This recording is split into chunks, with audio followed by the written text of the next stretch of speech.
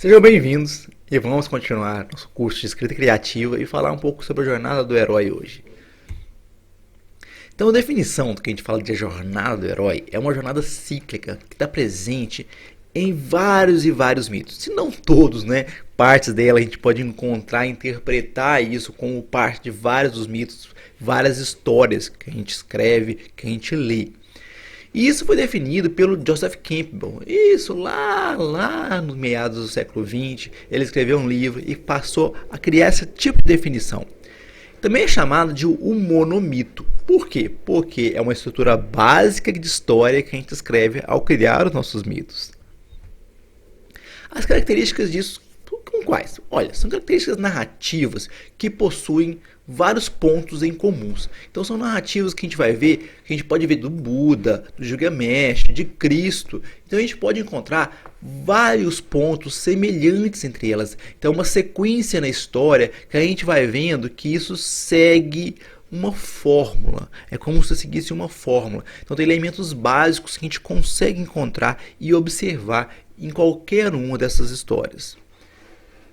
E muitas, então, a gente percebe que tem alguns processos gerais. Então a gente vai observar isso. Não é que a gente tem que ficar pontuando cada parte, não é que a gente vai ter que ficar observando e separando cada parte. Ou no momento de escrever, a gente tem que escrever e separar isso tudo. Não. Isso é um modo de interpretar e observar essas estruturas narrativas. Você não tem que, na hora de escrever, pegar e olhar cada um desses pontos e utilizar isso tudo, não. É importante a gente entender essa estrutura para a gente saber como que a gente está escrevendo, como que a gente está interpretando nossa escrita, o que a gente está fazendo de diferente ou de igual, o que a gente está mudando, em qual parte da escrita, qual parte da história a gente está, porque a gente percebe que muitas vezes até inconscientemente o leitor, o telespectador, ele observa isso e ele vai sentir uma empatia, uma observação, vai sentir uma similaridade e vai aceitar aquele tipo de história de uma maneira mais simples, observar como é que é aquele tipo de narrativa.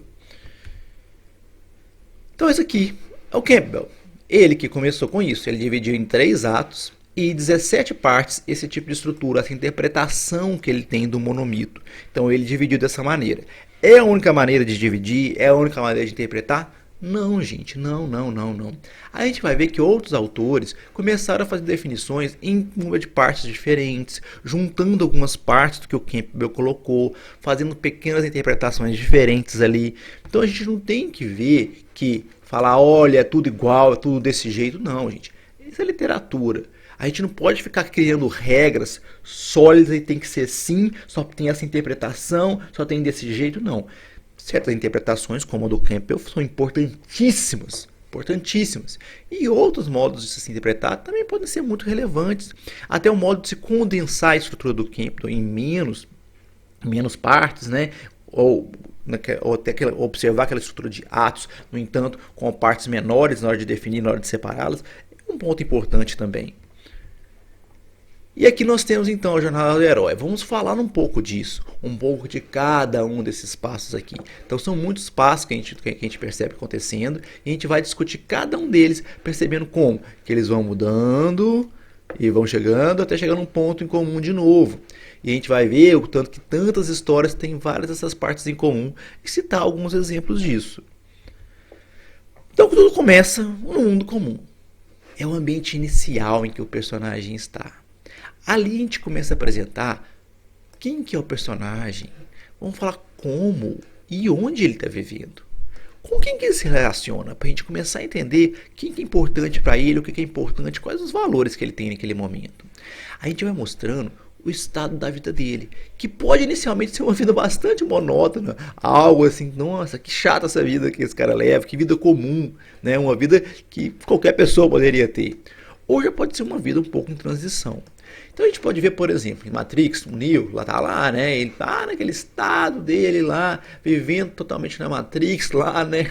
E absorto naquilo. Ou Katniss, que tá vivendo ainda lá, caçando, sempre com o risco de passar fome, né? Vivendo naquela pobreza no distrito em que ela tá.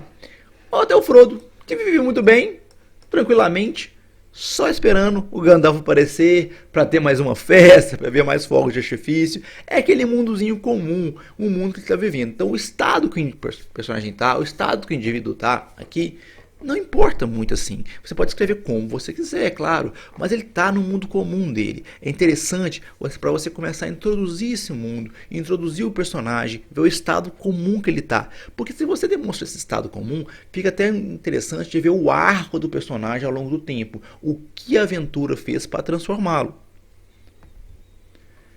Então é o momento de demonstrar o personagem, gente. Você não precisa mostrar completamente, obviamente. Você não precisa mostrar todas as relações dele de uma vez. Mas você pode ir pincelando aqui, colocando várias das relações. Inclusive, colocar sementes de relações que vão importar bastante no futuro.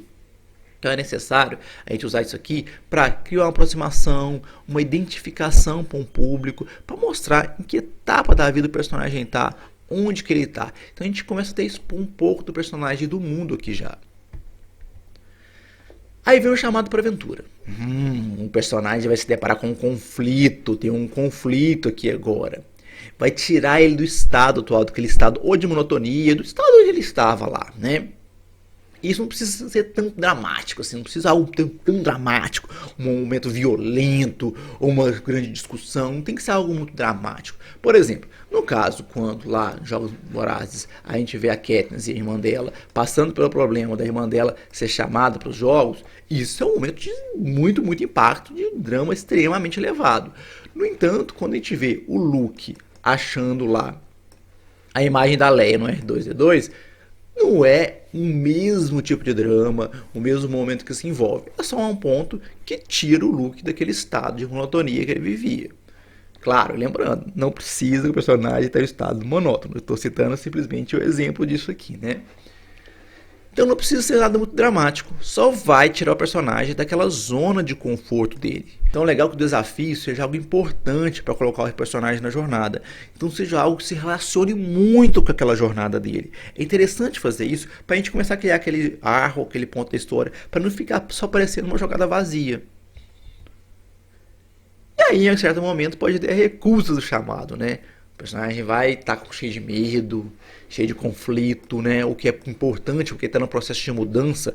Muitas vezes a mudança gera medo, conflito, hesitação. Isso é muito comum no ser humano. Então, isso já gera uma identificação com o público. Esse momento de, nossa, a vida vai mudar. A minha vida vai mudar. Então, isso pode gerar uma recusa. Uma série de recusas dele. O Neo, que em um certo momento, ele não queria mesmo sair da Matrix. Ele dá uma recusada naquilo. Ou o Harry Potter, que está lá sem entender ainda quando o Hagrid fala com ele sobre ele se tornar um mago, essas coisas. Então, o modo de se recusar não tem que ser falar assim, não quero. Mas é só mostrar uma certa hesitação, demonstrar um certo medo. Porque nem sempre todo mundo está preparado para aquela mudança. Então é legal a gente mostrar. Então a recusa pode ter motivos variados. Então não precisa ser só falar assim, não! Pode ser, olha, estou com medo. E não precisa você escrever estou com medo. Você pode descrever lá, demonstrar, descrever então uns pontos de excitação do personagem, como que ele reage às perguntas que ele faz. Só falar isso, não precisa falar, ele está com medo. Não, só demonstrar alguns pontos. Está perguntando demais, está hesitando demais, para mostrar isso. Então a recusa não precisa ser um não, pode ser simplesmente uma hesitação. E aí, a gente vai utilizar isso para comparar o estado da aventura com a zona de conforto do personagem. Claro, a zona de conforto não precisa ser tão confortável assim, né? O Harry Potter não estava numa zona muito confortável assim, não. Então, a gente vai demonstrar o quê? Que vai só tirar ele daquele momento atual que ele vive. Que até para ele pode parecer bom, pode parecer o normal para ele, mas vai tirar aquele daquilo e pode levar para um mundo muito melhor, inclusive, né? E aí a gente vai ter um encontro com o mentor. Aquele encontro com o mentor. Que muitas vezes esse encontro com o mentor pode ser justamente aquele momento da recusa, que o próprio mentor está falando com ele, olha, tá na hora de você ir. Ele fala, não, não quero, não quero. Pode ter o próprio mentor fazendo isso. A gente pode juntar tudo isso, né? Mas vai acontecer algo para tirar o herói do impasse. E esse algo que acontece, muitas vezes é o mentor, que vai surgir de alguma forma e vai colocar o nosso personagem lá no caminho certo. Esse mentor não tem que ser uma pessoa, ele pode ser um objeto, uma força sobrenatural, mas vai ser algo que vai dar confiança para o personagem. Vai mudar o personagem de alguma maneira. Tá, mas é um exemplo aqui, a gente pode ver. O Obi-Wan Kenobi, que vai ser o mentor do Luke, que vai começar a explicar a história pro Luke, vai ter expor um pouco do mundo pro Luke, vai começar a explicar um pouco do básico para ele. Ou aqui a gente vê, de certo modo, Timão e o Pumba, que não são os mentores mais inteligentes do mundo, mas de certo modo são o que? Os mentores aqui do Simba. Tirar o Simba daquele estado, daquilo que havia mudado ele. Ele vai colocar ele num outro mundo para começar a direcionar o Simba. E aí a gente tem a travessia do primeiro limiar. O que é? O personagem finalmente sai do estado. Aquele estado anterior, sai completamente, mudou agora o personagem. Tá, não tem que ser uma mudança que vai falar assim, nossa, outra pessoa. Não, não é isso que eu quero dizer. De maneira nenhuma é isso que eu quero dizer. Você pode fazer assim? Pode, se você quiser. Pode ser um personagem que se torna totalmente autoconfiante de alguma maneira. Ok, pode fazer isso. Não tem ninguém te proibindo disso. Mas o interessante é mostrar uma série de transformações. E esse é um ponto de transformação que pode ser muito importante, que pode quebrar uma série de estados psicológicos do personagem. Ele vai adquirir ou um poder, ou um conhecimento, vai ter um impulso que vai fazer ele sair e cruzar esse limiar. Tá, essa mudança não precisa de ser um local físico, pode ser alguma coisa psicológica, como o Peter Parker, quando ele descobre que o ladrão que ele deixou fugir é justamente o ladrão que matou o tio Ben. E isso transforma ele totalmente, muda a cabeça dele. Ou então, o Neo, que chega e toma uma pílula para tirá-lo da Matrix. Aí a gente vai ter vários momentos que a gente encontra várias provas para o personagem começar a mudar, vários aliados, vários inimigos. O personagem está na estrada, é aquele momento de mudança. No Rei Leão a gente vê o Simba crescendo lá, ele reencontrando a Nala. Então a gente vai ver que ele vai se deparar com vários desafios menores. Pode ser até o desafio com uma pequena briga que ele tem com a Nala lá, né? Aquela pequena disputa lá que ele tem com a Nala. Até desafios maiores. Mas geralmente são desafios muito menores do que o desafio final. São desafios que vão fazer ele crescer até chegar no confronto final, que vão começar a demonstrar a habilidade do personagem, o desenvolvimento do personagem, o aumento da habilidade dele mesmo, o aumento dos poderes, algo assim. Então pode ser um desafio grande, sim, mas relativamente ele vai ser um desafio menor do que o desafio final que a gente vai ter na história, o desafio do clímax mesmo da história. Exemplo aqui, o Gandalf. Ele encontra o Balrog. O Balrog não é um desafio pequeno. No entanto, ele é relativamente menor do que todo o desafio de salvar a Terra-média do Sauron. O desenvolvimento do personagem, então, pode ser bastante aprofundado nisso. Vai aprofundar e vai modificar o personagem, mudar ele ao longo da história, vai influenciar a história. Então o legal é que esses desafios demonstram o impacto psicológico no personagem ou falem um pouco mais do personagem. Não sejam simplesmente chefes de fase, que os personagens vão enfrentando, matando, como um videogame. Tá, num videogame é legal fazer isso. Tem alguns livros também interessantes, você pode fazer para se divertir com isso. Mas é legal ver esse desenvolvimento, os conflitos durante esse processo. A gente tem então a aproximação da caverna secreta, aquele recuo do mar antes do tsunami. A gente tem aquela pausa do personagem, que ele tem que parar para pensar, não, tá acontecendo aí alguma coisa, eu tenho que mudar minha estratégia, tenho que mudar alguma coisa, eu tenho que repensar minha vida. Isso pode ser longo, pode ser curto. Pode acontecer isso de várias maneiras, Pode ser tão curto como, por exemplo, o Frodo lá, no primeiro filme do Senhor dos Anéis, naquele intervalo, antes que ele pegar aquele barquinho com o Sam para poder começar a viajar sozinho. Quando ele para e pensa, não vou andar com esse pessoal mais não, por causa de uma série de motivos meus aqui, não vou. Bem curto essa parte, ele está numa série de perigos ali, mas aquilo que ele vai, se separa. E antes de começar aquele perigo maior da jornada solitária dele. Solitária não, né? Ele tá com o Sam, depois encontra os Sméagol, né? Então o personagem, ele vai repensar aquilo e vai repensar sua vida, ver esses conflitos, ver o que ele tá passando. É o Neo quando encontra o oráculo. Então ele vai repensar uma série de coisas. Tá, não tem que existir um conflito anterior. Mas, no entanto, é importante que isso aqui demonstre o que está por vir. O que está por mudar.